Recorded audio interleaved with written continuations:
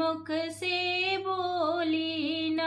बाबुल की बहुत ही प्यारी थी, ससुराल कदर मेरी जानी ना।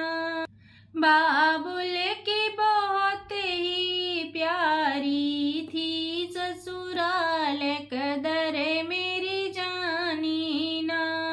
मैंने जेठ के आगे आई ना, मैंने जेठ के आगे आई ना। जेठानी से कड़वी बोली ना, जेठानी से कड़वी बोली ना।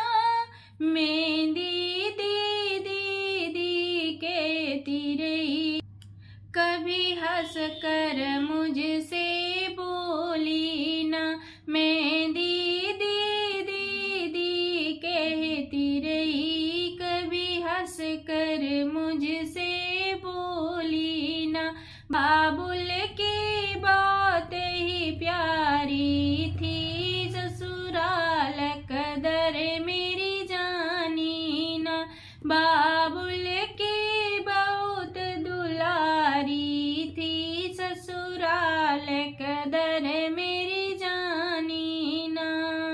कभी देवर को भूखा भेजाना, कभी देवर को भूखा भेजाना।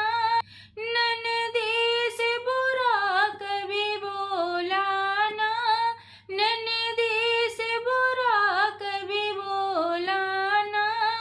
मैं बहना बहना कहती रही, कभी भाभी मुख से बोली ना।